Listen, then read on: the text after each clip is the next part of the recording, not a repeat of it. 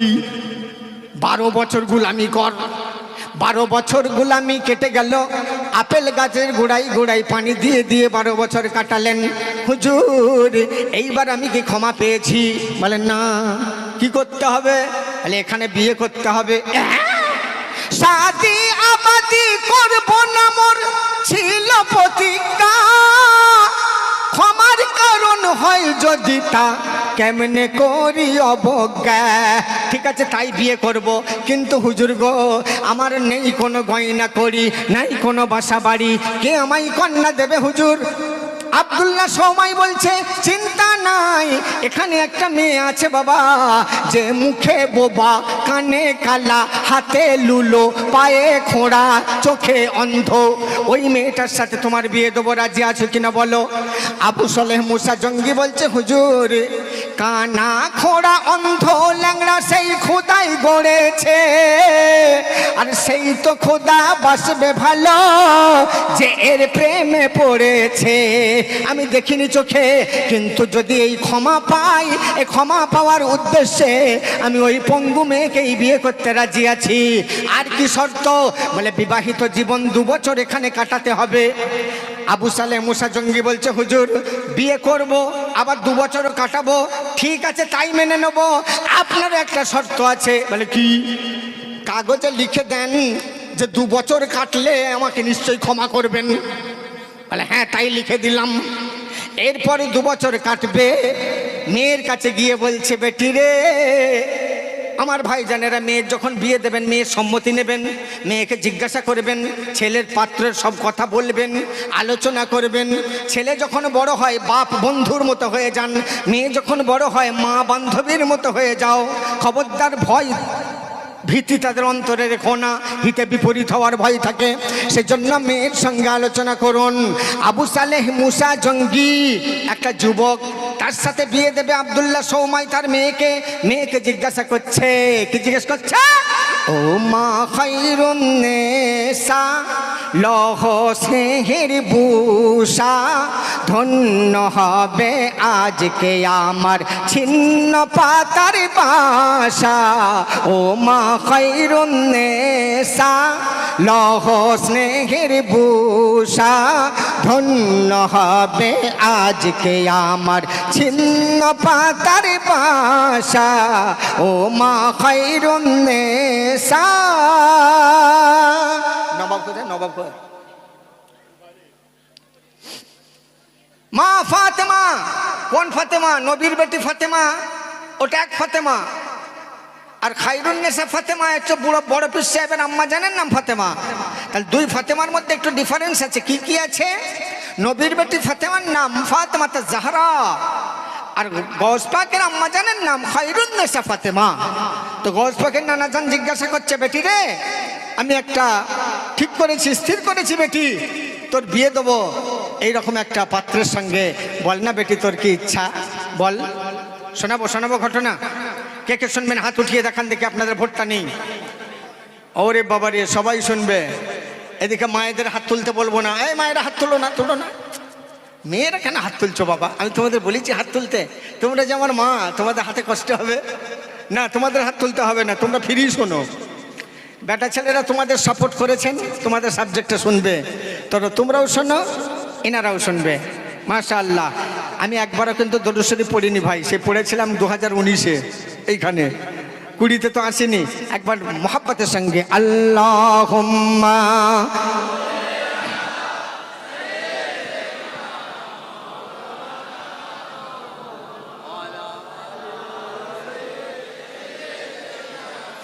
মাওলানা মুহাম্মদ। বড় পীর আব্দুল কাদের জিলানী রহমাতুল্লাহ আলাইহির নানা জান তানার আম্মা জানকে জিজ্ঞাসা করছে, অর্থাৎ বাপ বেটি কথা হচ্ছে, আব্বা ছেলেটা কেমন? আব্দুল্লাহ সৌমাই বলছে ফুলের চেয়েও সুন্দর আর হীরের চেয়েও দামি, এক মাসুম সম নিষ্পাপ যে হবে তোমার স্বামী, এক মাসুম সম নিষ্পাপ যে হবে তোমার স্বামী। আচ্ছা আব্বা সে তো বুঝলাম, তার কি কি আছে? কি আছে? তখন আব্বা বলছে, তার নাই তো বালা খানা আর নাই চো চাঁদি সোনা, তার নাই তো বালা খানা আর নাই তো চাঁদি সোনা, তার আখেরা তো শূন্য, তাতে নাই তো একটিও গুণা, তার আখেরা তো শূন্য, তাতে নাই তো একটিও গুণা। নাম কি? কি চমৎকার নামটি তার, আবু সালেহ মুসা। ও মা খায়রুন্নেসা লহ স্নেহের ভূষা, ধন্য হবে আজকে আমার ছিন্ন পাতার বাসা। ও মা খায়রুন্নেসা। বেটির দিকে তাকিয়ে আছে, দেখি বেটি কি বলে। এখানে যারা ঝুনঝুনি ঝিঙে পটল আছে না, বাবারে, বাপ যদি বলতো সে গরিবের ছেলে, তার বাসা বাড়ি কিচ্ছু নেই। কিরে ঝিঙে কি বলিস? আরে বল, কিছু বল, আমি কথা দিয়ে এসছি সেখানে বল। ভাবিকে বলবো। হয় না মা, হয় না এরকম? বাপকে বলতে পারছে না, ভাবিকে বলবো, তার মানে উপাড়ার হুদোকে আমি ভালোবাসি, সেইটাই আমার চাই। মাগো, বড় পীর সাহেবের আম্মা জান খায়রুন্নেসা ফাতেমা কি জবাব দিচ্ছে শুনুন। আব্বা বলছে, বেটি তোর ইচ্ছা কি? মা, বেটি তখন কি জবাব দিচ্ছে? আহা, আব্বা আমি চাই না হতে ধনী, কোনো চাই না পরশমণি, আমি চাই না হতে ধনী, কোনো চাই না পরশমণি, শুধু হতে যেন পারি কোনো অলির জননী। জোরে বলেন, এইটুকুই দম আপনাদের? শুধু হতে যেন পারি কোনো অলির জননী। কেন? কেন? আব্বা জান গো, ও আমার আব্বা জান, আমি জীবনে কোনোদিন কোনো পর পুরুষকে চোখে দেখি না, চৌকাটের বাইরে বেরোই না, কারোর গালাগালি নিন্দা মন্দ গিবত গিল্লা এইখানে শুনি না। আব্বা জান গো, আমি নিজেকে সংযত রেখেছি, এই মাটিটার আপনি গ্যারান্টি দিতে পারবেন, কিন্তু বীজ যদি ভালো না হয়, মাটি ভালো হলেও কোনো ভালো ফল হবে না। থাকলেও ভালো মাটি, যদি বীজটি না হয় খাঁটি, মেয়েরা হলো মাটি, পুরুষরা হলো বীজ। থাকলেও ভালো মাটি, যদি বীজটি না হয় খাঁটি, ফুটবে না সুখের কলি যতই করো পরিপাটি, ফুটবে না সুখের কলি যতই করো পরিপাটি। তাই মাটি বুঝে যোগ্য বীজে উচিত চাষির চষা। ও মা খায়রুন্নেসা লহ স্নেহের ভূষা, ধন্য হবে আজকে আমার ছিন্ন পাতার বাসা। ও মা খায়রুন্নেসা। বিয়ে হয়ে গেল, কারণ ঘটনা খুব শর্ট করতে হচ্ছে বন্ধু। বিয়েটা কেমন করে হলো? বিয়ের সময়েই ফকির কি বলেছিল, ও প্রসঙ্গে অনেক কথা, ওটাকে কাট করে দিলাম। বিয়ে হয়ে গেল, বাসর ঘরে ঢুকবে, আবু সালেহ মুসা জঙ্গি বাসর ঘরে ঢুকবে, যেই মাত্র বিসমিল্লাহ বলে কপাট খুলেছে, ঢুকতে যাবে, অমনি দেখা গেল একজন হরিণ চোখী নারী, হরিণীর মতো চার চোখ, আব্দুল্লাহ মুসা জঙ্গির দিকে তাকিয়েছে। উনি চমকে উঠেছেন। তারপরে নিজের পায়ে দাঁড়িয়ে হাত তুলে জুবান হেলিয়ে বলছে, আসসালামু আলাইকুম। উনি জবাব কি দেবে, দৌড়ে লাফিয়ে বাইরে বেরিয়েছে। বেরিয়ে একেবারে আব্দুল্লাহ সময় পায়ে গিয়ে উপর হয়ে পড়েছে। হুজুর, এক তো আধখানা ফল খেয়ে ফলের রস যাওয়ার ফলে 14 বছর থাকার অঙ্গীকারে আবদ্ধ, এরপরে আবার আর এক পাপ করিয়ে নিলেন, অন্য নারীর কাছে আমাকে পৌঁছাতে হলো। হুজুর, কি বড় অন্যায় করেছি, কি অপরাধ করেছি হুজুর। আব্দুল্লাহ সময় মুচকি মুচকি হাসছে, চুল ধরে তুলে বলছে, ওঠ, কি হয়েছে কি? হুজুর, ওই ঘরে অন্য মেয়ে। বল, না রে, ওইটাই তোর বউ। হুজুর, অন্য মেয়ে। বল, না, ওটাই তোর বউ। হুজুর, আমি দেখলাম, আপনি বললেন পায়ে খোঁড়া, মুখে বোবা, হাতে লুলো, চোখে অন্ধ, কানে কালা, আমি যে গেলাম ও শুনতে পেল কি করে? নিশ্চয়ই কানে কালা নয়। আমাকে উঠে দাঁড়ালো কি করে? নিশ্চয়ই পায়ে খোঁড়া নয়। হাত তুললো কি করে? মুখে সালাম দিল কি করে? নিশ্চয়ই হাতে লুলো নয়, মুখে বোবা নয়। হুজুর আমার দিক তাকালো কি করে? বিদ্যুতের চমকের মতো চমকে উঠলাম, নিশ্চয়ই ও চোখে অন্ধ নয়। আব্দুল্লাহ সৌমাই বলছে, শোন, কানা খোঁড়া অন্ধ ল্যাংড়া। কেন বলেছিলাম? চৌকাটের বাইরে বার হয়নি এমন মেয়ে, সেজন্যই ওকে খোঁড়া বলেছিলাম। কোরআনের আয়াতে হাত দেওয়া ছাড়া, কাপড় ধোয়া ছাড়া, খাওয়া ছাড়া, নাপাকি দূর করা ছাড়া ওর হাতকে কোনো কাজে লাগাইনি, তাই আমি ওকে হাতে লুলো বলেছিলাম। গান বাজনা গিল্লা গিবত চুগলি নিন্দা জীবনে কোনোদিন ওই কানে শোনে নাই, তাই ওকে কানে কালা বলেছিলাম। কোনো পরপুরুষের দিকে কোনোদিন চোখ মেলে তাকাইনি, তাই ওকে আমি চোখে অন্ধ বলেছিলাম।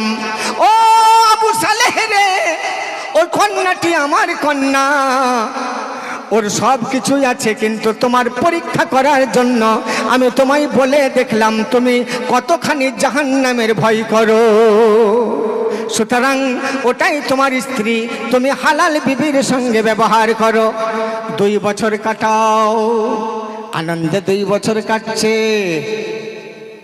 পেটে গর্ভ, সন্তান এসেছে গর্ভে। এইবার এক মাসে এক জান্নাতি রমণী ওই খায়রুন নেসার সঙ্গে দেখা করে যাচ্ছে। আম্মা জান, আপনারাও গর্ভবতী হবেন। কি স্বপ্ন দেখেন মা মাসে মাসে? কি স্বপ্ন দেখেন? পেঁচা। কি স্বপ্ন দেখেন? সাপ।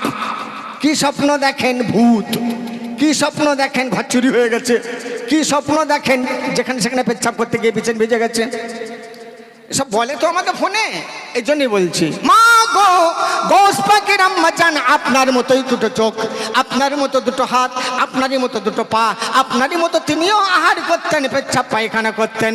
ও আম্মা জান, তিনিও একজন মা, তার নাম খায়রুন নেসা। তিনি স্বপ্নে কি দেখছেন দেখুন। প্রথম মাসের স্বপ্নে আসিলেন হযরত হাওয়া, বলে তোমার গর্ভ হতে যাবে গৌসে আজমে পাওয়া। দ্বিতীয় মাসের স্বপ্নে আসিলেন সাইরা বিবি, বলে দেখছি তোমার গর্ভে সরতাজে ওলির ছবি। যার সিনাই থাকবে সদাই, যার সিনাই থাকবে সদাই ইলমে মারিফাত ঠাসা।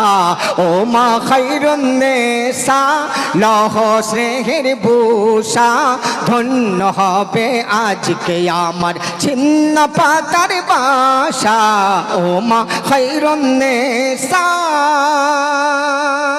শেষবেলায় জিজ্ঞাসা করব, এই ড্যাশ মাসে ড্যাশ বিবি এলেন, সেই বিবির নাম যিনি বলতে পারবেন, আমার তরফ থেকে একটা পুরস্কার তাকে দিয়ে যাব ইনশাল্লাহ, একটা মেমোরি কার্ড। তৃতীয় মাসের স্বপ্নে, তৃতীয় মাসে বিবি আসিয়া বলে হেসে, কোলে আসছে রওশন জামির সব পয়গম্বরের শেষে। আসিল বিবি মরিয়ম চতুর্থ মাসের খোয়াবে, বলে মা গো তোমার কোলে এক মহাপুরুষ আসিবে। সে এসে ভবে ফিরিয়ে দেবে, এসে ভবে ফিরিয়ে দেবে হর জালিমের দিশা। ও মা খায়রুন নেসা, লহ স্নেহের বুসা, ধন্য হবে আজকে আমার ছিন্ন পাতার বাসা। ও মা খায়রুন নেসা। কমাস হলো 4 হয়ে গেছে। পঞ্চম মাসে, পঞ্চমে আসিলেন ওই খাদিজা জননী, বলে আসছে তোমার গর্ভে আব্দুল কাদের জিলানী, বলে আসছে তোমার গর্ভে আব্দুল কাদের জিলানী।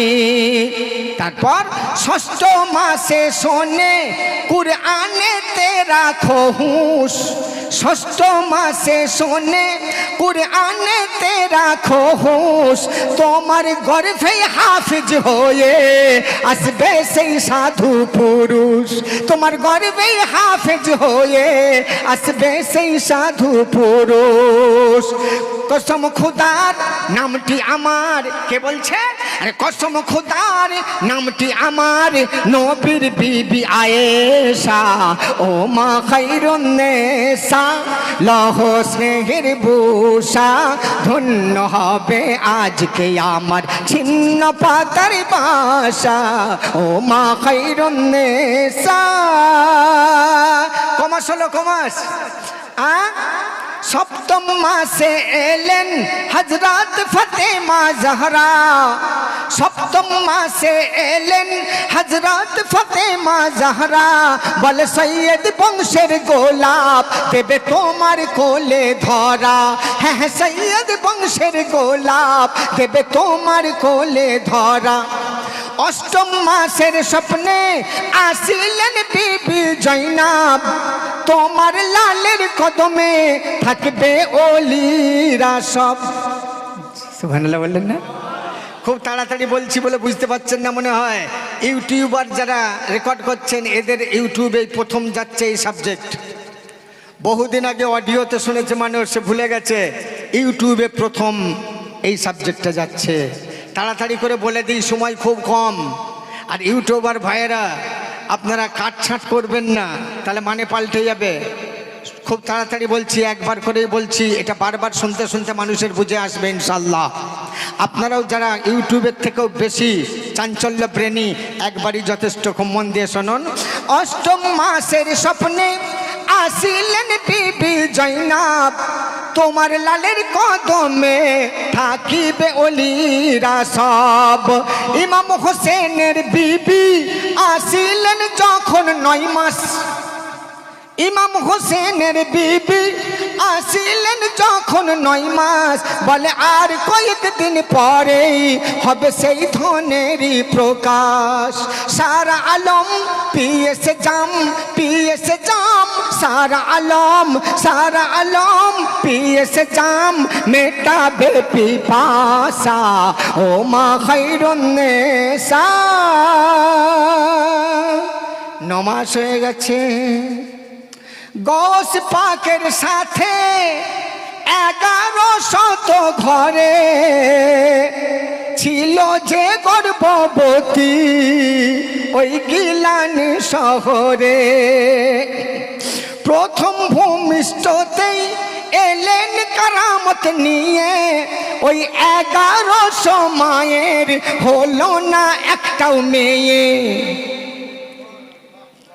একজন দুজন বলেছে সুবহানাল্লাহ, বাকিরা চুপ করে আছেন। এনাদের শুনে ওনারা বলছেন, শুনে বলবেন না, নিজে নিজে বুঝুন আর বলুন। যার চর্চা হয় সে সামনে হাজির হয়, যার কথা হয় সে সামনে হাজির হয়। এর ব্যাখ্যা উল্টো রকম করবেন না। যে আসলাম হাবিব কেমন বললো দেখো, সামনে গৌস পাক হাজির হয়ে দাঁড়িয়ে আছে। বন্ধু, আপনি এখানে বসে বসে আপনার বিবির কথা ভাবুন, বিবি আপনার সামনে আছে না নেই? নিজের বইয়ের কথা ভাবুন, বউ আছে না নেই? নিজের ছেলের কথা ভাবুন, ছেলে আপনার নজরে সামনে আছে না নেই? মায়ের কথা ভাবুন, মা আছে না নেই? এসব যদি থাকতে পারে তো আমার গৌস পাক কেন থাকবেন না? কথা বুঝে আসলো? তার তিনি অশরীরে আছেন, আমরা সশরীরে, তিনি অশরীরে। বন্ধু, চোখ আমাদের সব কিছু দেখাচ্ছে, চোখ, কিন্তু যখন মরে যাব চোখ থাকবে, কিন্তু আর কিছু দেখতে পাবো? যে জিনিসটা সরে গেল ওটা কি দেখতে পাবো? মা ছেলেকে কোলে করে নিয়ে বলছে, বাবা চাঁদু রে, আমাকে ছেড়ে কেন চলে গেলি রে? লোক বলছে, হ্যাঁ চাঁদু তো তোমার কোলেই বসে আছে গো, শুয়ে আছে। না না, আমার চাঁদু আর নেই। আচ্ছা, যেটা নেই সেটা কি কেউ চোখে দেখতে পায়? দেখতে পায়? তাহলে সব জিনিসটা চোখে দেখে বিশ্বাস করবো ভেবো না। আল্লাহকে দেখে সেজদা করো। কোন আল্লাহকে দেখে সেজদা করতে হবে ইলমে মারিফাতের এখানে বলবো না, ওটার জন্য গোপন জায়গা আছে। বন্ধু শোনেন, গৌস পাকের সাথে 1100 ঘরে ছিল যে গর্ভবতী ওই গিলান শহরে। প্রথম ভূমিষ্ঠতেই এলেন কারামত নিয়ে, ওই 1100 মায়ের হলো না একটাও মেয়ে। আর যে গৌস পাকের আম্মাজানকে কুমতলবে ছুঁতে এসেছিল তার নামটা জানা আছে? তার নাম হলো মারজান। তাই এখানে আব্দুল্লাহ সৌমা একজন আল্লাহর ওলি, ওলির ঘরে ওলি জন্মাচ্ছে। ওরে মারজান খুলে নয়ন, ওরে মারজান খুলে নয়ন, দেখ কেমন তামাশা ও মা খায়রুন নিসা। বাচ্চা ভূমিষ্ঠ হয়ে যাওয়ার পরে বাচ্চা দুগ্ধ পান করবে, কিন্তু দুগ্ধ পান করার জন্য মুখখানা খুলছেন না। গৌস পাকের আম্মা জান খায়রুন নিসা ফাতেমা সরু সরু আঙুলগুলিকে নিয়ে রাঙা ঠোঁটের মধ্যে দিয়ে গালটা চিলা করে নিজের বুকে লাগিয়ে দেওয়ার চেষ্টা করেন। গৌস পাক আমার ঠোঁট দুটো কি চেপে যতটা শক্তি পারেন সরিয়ে স্তনের বোঁটা থেকে ঠোঁটটা সরিয়ে নিচ্ছেন, বারে বারে সরিয়ে নিচ্ছেন। গৌস পাকের আম্মা জান বড় চিন্তায় চিন্তিতা হয়ে বিরক্ত হয়ে অবাক হয়ে ভাবছেন কি? অবাক হয়ে খায়রুন ভাবিছে মনে মনে, দুগ্ধ নিয়ে মুখে শিশু কেন না টানে। ওগো দুগ্ধ নিয়ে মুখে শিশু কেন না টানে। তখন হেসে কয় আব্দুল্লাহ। গৌস পাকের নানা জান পাশ থেকে উপলব্ধি করে বেটির দিকে তাকিয়ে মুচকি হেসে বলছে, হেসে কয় আব্দুল্লাহ ভেবো না ও ফাতেমা, ওর ইফতারের তরে সব দুগ্ধ রাখো জমা। ওর ইফতারের তরে সব দুগ্ধ রাখো জমা। কেন ও ফাতেমা? এই যে রোজা চলছে গো, রোজা, এই রোজার দিনে আহার পানে, রোজার দিনে আহার পানে নাই কোনো ওর হিস্সা। ও মা খায়রুন নিসা লহ স্নেহের বুসা, ধন্য হবে আজকে আমার ছিন্ন পাতার বাসা। ও মা খায়রুন নিসা। ও আমার ভাইজানেরা, আজ যে সময় নেই গো, কারণ এই একটা সাবজেক্টের উপরে পড়ে থাকলে শেষ হয়ে যাবে, ফজরের আজান এসে যাবে। আমি আমার আজকের হুজুর কেবলা যার রওনাক জিয়ারত করার জন্য হাজার হাজার মানুষ এখানে তাশরীফ আনায়ন করেছেন, তার শানে একটা দুটো কথা না বললে আপনাদের মনে দুঃখ রয়ে যাবে, আপনাদের মনে কমই রয়ে যাবে। আপনারা বড় ইশকের সঙ্গে মহাব্বতের সঙ্গে দূর দূরান্ত থেকে ছুটে এসেছেন, তাই আমাকে ফরমাইশ করেছেন ফোন করে। আপনাদের এখানকার বেশ কিছু মানুষ, এখানে পাশে আছে হীরাপুর, চেয়েছিল আমাকে, ডেট পাইনি।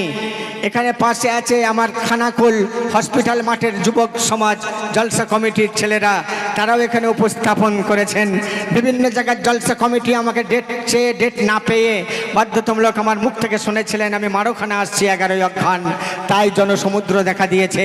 আমাকে অনেকেই ফোন করে বলেছেন, হুজুর আপনি 5 বছর আগে আমাদের কাছে একটা গজল শুনিয়েছিলেন পীর জহিরুদ্দিনের নামে, তাই সেই জহিরুদ্দিন বাবার শানে সেই গজলটা যদি একটু শুনতে পাই, কারণ এটা বাস্তব, এটা বাস্তব প্রতিচ্ছবি। এটা কোলাঘাটের পাশে ঘটে যাওয়া যে ঘটনা, যে মহিলা, এই হাজার হাজার মহিলা এখানে এসেছেন, তখন কিন্তু মহিলা খুব কম আসতেন। আমি যখন প্রথমবার এই জমিনে আসি তখন সামনের এইটুকুতেই ভরপুর ছিল, পেছনে 15 থেকে 20টা মেয়ে বসেছিল।